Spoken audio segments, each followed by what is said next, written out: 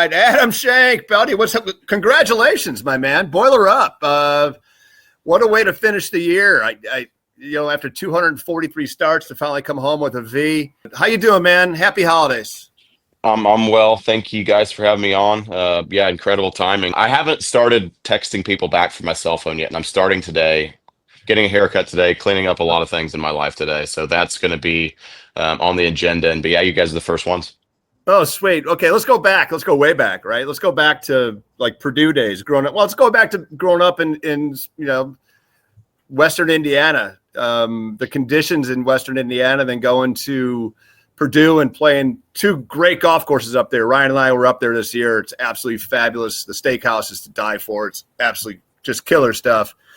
And then going through college and then playing golf down in our area, down in French Lick. And, the conditions in French Lick compared to Purdue the topography is totally different, right? You're flat as a pancake up in West Lafayette. Then you come down to our place and it's hilly, windy. Now you're in the Bahamas. And the wind is just going crazy, and you're hitting like a 5-iron 135 yards and coming up short. Tell us about the week. Yeah, it was very, very interesting. On Monday, the wind blew so hard, the golf course was not playable. They canceled the Pro-Am because I think a tent got blown loose and it almost hit a couple of people playing the Pro-Am. No lie. And you could hit, some people talk about hitting into the wind.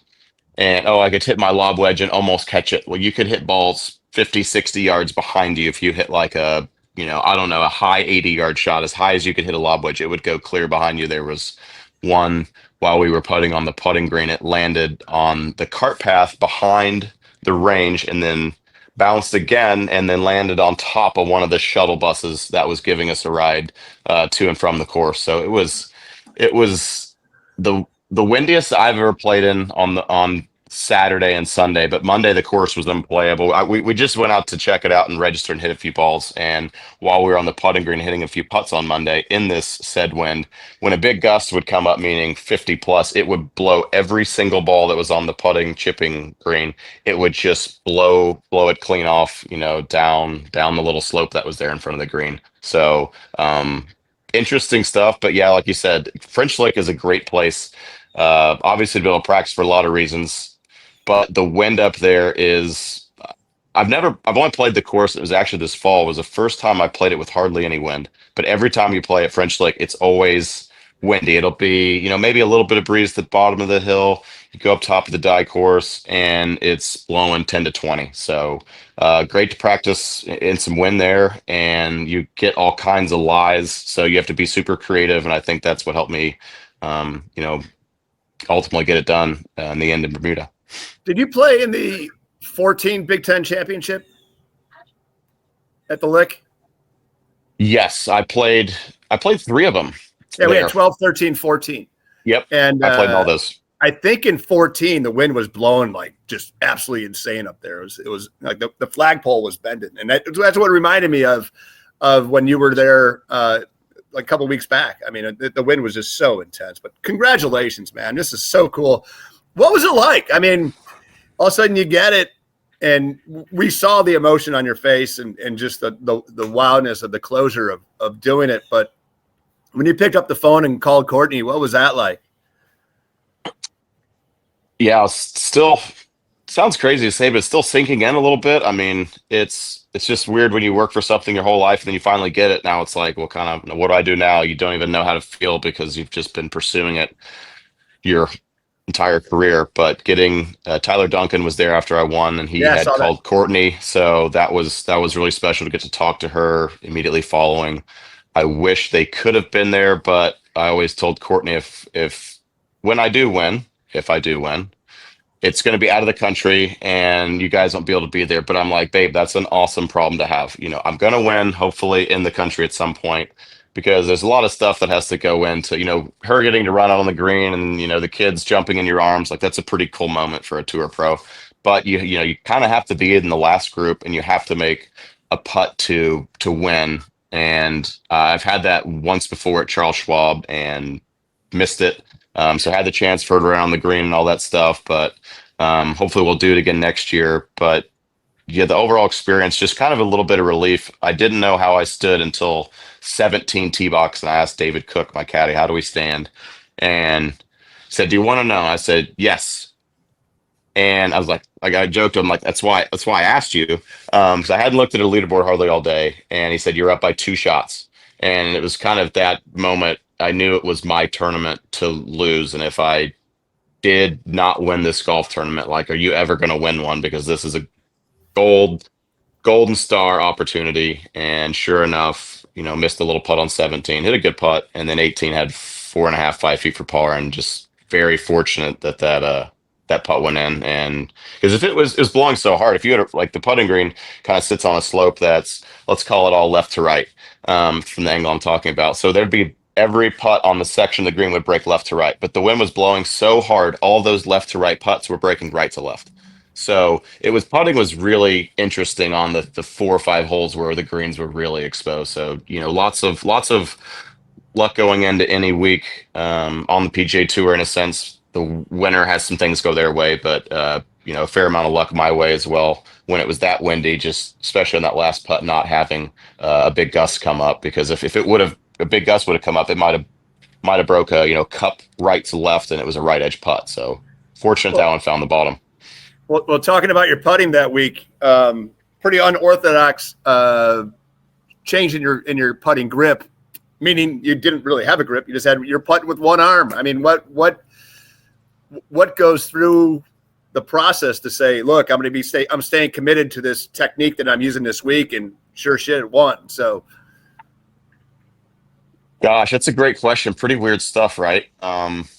But it's just as simple as I aim the putter a little better one-handed, and I don't pull putts. Like, I can putt for 30 minutes with one hand and think that I didn't really hit any pushes or pulls that really, really cost me to miss a putt. And then sure enough, I'll think I'll have it kind of figured out, and then I can put two hands back on the wheel. And I did this last night, actually. I was hitting some putts in my perfect putting mat, and came to the same conclusion again. I'm just better with my right hand only. So uh, did it at the Wyndham Championship the first time on Friday, and then hadn't done it in a long time. And just kind of the first putt I hit was on Thursday of Bermuda on hole 18, my ninth hole. I hit that putt. Was the first putt I hit one-handed from 20 feet or so. Almost made it. Next putt was on hole 1, my 10th hole.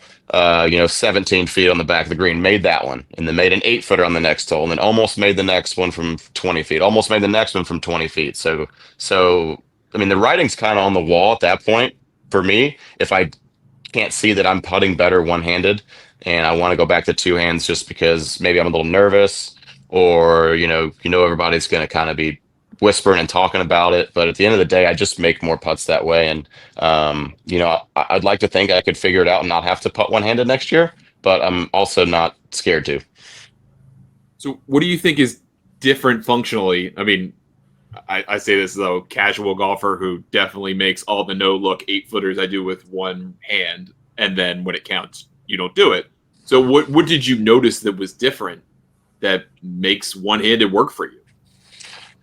So it has to do with, like, long story short, Mike Hulbert was he's the director of golf maybe at Eastern ETSU, and he works for CBS. Played the tour for lots of years. I saw him at Minnesota 3M, and randomly comes up to me on the green. We start talking, and he starts talking about he putted for 2 years with one hand on the PGA Tour, and I think he said exclusively 1 year he never put his left hand on the putter, and he's just sitting there. Maybe he had 8 or 9 putts, and he made every single one of them, and the one or two that he missed lipped out, and started thinking, and I just tried it, and then tried it a little bit the following week, and it just seemed to work better. I release the putter so much better with my right hand. I release it, but I don't necessarily close the face, so it's just a lot more natural with my right hand. When I put my left hand on the putter, my left hand wants to drag the putter across the stroke, instead of like the right hand kind of releases. And if you think about like the butt end of the putter grip coming back into your belly button in a sense, when I do it with both hands, it kind of drags a little bit and maybe finishes on my left hip. But when I do it right-handed, if you stick a tee in the butt into your putter, and if you putt with just your right hand, the tee kind of points back at your belly button, and it just does it automatically. And I don't push or pull as many putts. It smooths out my stroke. Um, and I aim it a little bit better. I tend to aim right. Well, I don't tend to aim right. I aim right on almost. If I ever aim left on a putt, like it's going to be 100 degrees tomorrow. Like it's just not going to happen. So with my right hand, the putter sits a little more back, as you can picture, and helps me aim a touch further left. So still in the discovery process of all that, but it really it's nothing more than, hey, I make more putts when I do this. I'll figure out the rest later. Going, look, that's totally wild, man. But it works. It's great. It's crazy. I'm crazy. I told everybody, I'm like, I know I'm crazy. There's some people that know I'm crazy. Everybody else might as well know too. Well, after 243 times of trying something different, this time worked. That's right. No kidding. That's great. So after you're a PGA champ. Congratulations. You got a couple of years to plan your stuff out. I mean, how much of a weight is that off your chest? It's got to be just amazing. It is, and there's a weird part of me that I talked to my wife a little bit about this a couple weeks ago. I guess longer than that, maybe a month ago, let's call it. Going into the last 3 week stretch of the season, I was going to Mexico, Bermuda, and then Sea Island. But I was 130 on the FedEx Cup, 135. But I've played the PGA Tour for 8 years in a row, and I seriously want to continue to do so. But it was also kind of exciting to think about, maybe I was going to have to do something different next year. Maybe it was going to be half PGA Tour, half web. But like, I knew next year, if I didn't play well in those 3 weeks, it was going to be different. So like, I was potentially excited to just find out what was going to happen. And of course, I really wanted to play well. I would have loved to have had a win. I would have taken it then. I would have taken a third place, or I would have taken 110 on the FedEx Cup. So I was weirdly excited to see how well I could do if I, give it your all for 3 weeks. You've been practicing hard, and if it's something different next year, it's a different tour, then it's a new challenge. You have to get back to the PGA Tour, or you play great and then you stay on the PGA Tour. So I was weirdly looking forward to I'm just excited to see how I do the next 3 weeks, and I'll figure it out from there. And then fortunately, came away with the win, but I just found myself thinking about that. Like, okay, I know if I was, 90 on the FedEx Cup going into the last, couple tournaments, you've locked up your card, like, what's going to happen next year, where I had no idea how it was going to be. So I was weirdly excited, as I'm sure, a lot of other people, family members, my wife, how's Adam going to do in the last 3 weeks? Is he going to keep his card, this and that? So I was just excited to see what was going to happen and how all the cards were going to shake out. Fortunately, timing couldn't have been any better, obviously. How does the win compare to getting to the Tour Championship? Those two are big achievements, right? I mean, how do those feel different or the same? Yeah, it's pretty strange because I still had a pretty bad year at golf, and it's my first win. So I was in the interview in Bermuda, and they're like, you had two different streaks of 6 missed cuts, and I caught me for a second. I'm like, I know it was bad, but it still never felt like I played all that bad. But I mean, that's kind of hard to explain. That's kind of hard to say, oh, I'm playing good, just not having some things happen right now. Like, no, it was pretty bad and pretty dark at times, but get the win compared to the Tour Championship. Obviously, I played a lot more consistent golf getting to the Tour Championship, but I would say getting the Tour Championship. I want to say I don't think this is debatable, but obviously it's probably harder than to just have one win, possibly. But if the flip side of that, it also felt really, really good to get my first win and to be able to close it out after having so many close calls, because you only get so many chances. And that's kind of how I thought on 17, 2-shot lead. Like, man, if you don't get it done here, like, are you ever going to get it done? And then I had the 5-footer on the last hole and told myself, okay, it's so windy, just follow your routine, hit it in the middle of the face. Once again, I'm excited to see if this putt goes in. Nobody else knows either. I don't know if it's going to gust, what's going to happen. So go through your routine, hit it, and let's find out if you're going to win. And sure enough, it hit a good putt and it fell right in the bottom. But yeah, wildly different feelings, because the last 2 years have been pretty bare. and still disappointing. But to finish the year out like this, obviously extremely high note. But I'm excited to get back at it next year and to have a little more consistency and not be as feast or famine as I was this year, and it was mostly famine and a little bit of feast at the end. You told us last time that we talked to you that you kind of felt good about where your game was, and that maybe you were trending in the direction you went to a win, and that was months ago when things weren't going as well. So what did you have in your brain or heart or both that convinced you that was the case, and did that kind of belief help you when the opportunity did present itself in Bermuda?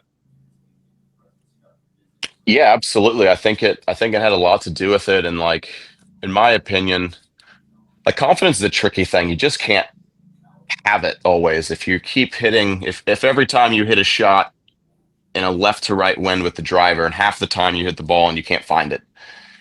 If you're stepping up over a tee shot with trouble left or right, and it's a big left to right wind, like, why would you have confidence over that shot? Because half the time that you hit it, you have no idea where this ball's going. Once again, you're as excited to see if it's going to miss right, left, just as excited as everybody else. So like, standing up over that, it's hard to just say like, oh, have confidence. But with putting in the work that I did, I saw the results and I saw the consistency and I saw it was there and I believed in it. So once you see something and you're able to repeat it in a somewhat repetitive nature, of course, there's always going to be ups and downs, throughout a golf season. But when I started to see more consistent results when I'm practicing in tournaments, and it always shows up last in tournaments, right? You figure it out on the range, you take it to the course, Monday games, practice rounds, then you have to figure it out, in the tournament, and then you have to, okay, you can take it a step further. I have to figure it out when I'm in contention.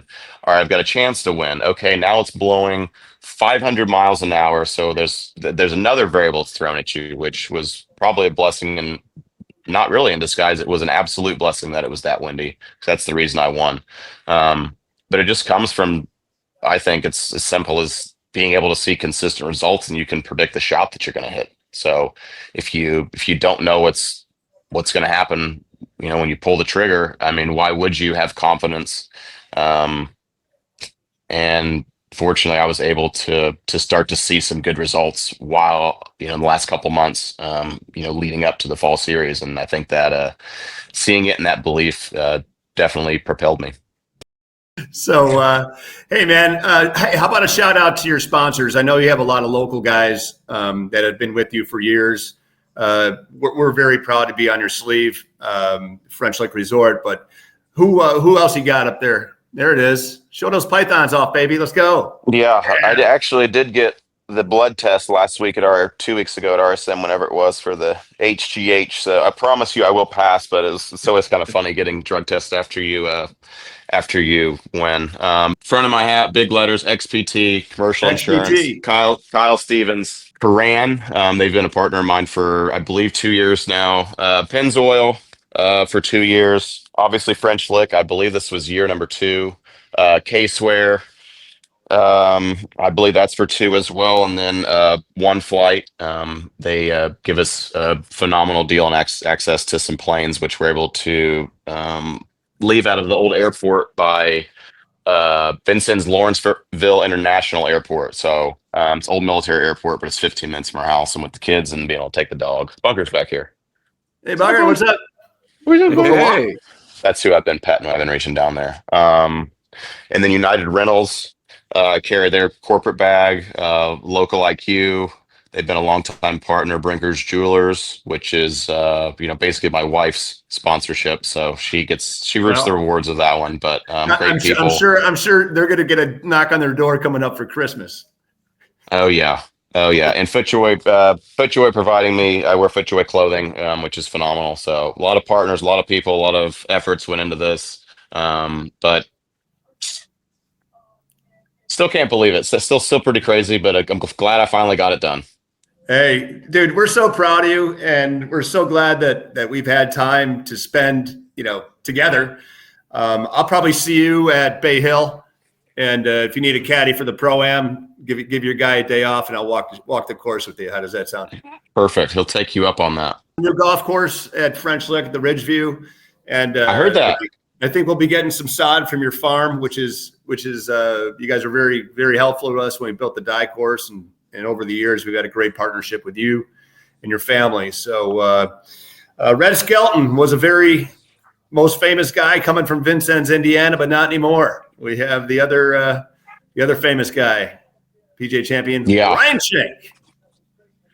Unbelievable. Crazy to say out loud. All right, bud. Well, hey, thanks a lot. Have a great holiday, man. Best to the family, and we will see you soon. I may see you up in Jacksonville too. You never know. Perfect. Holler at me. I'm always available. Thank you guys for having me on.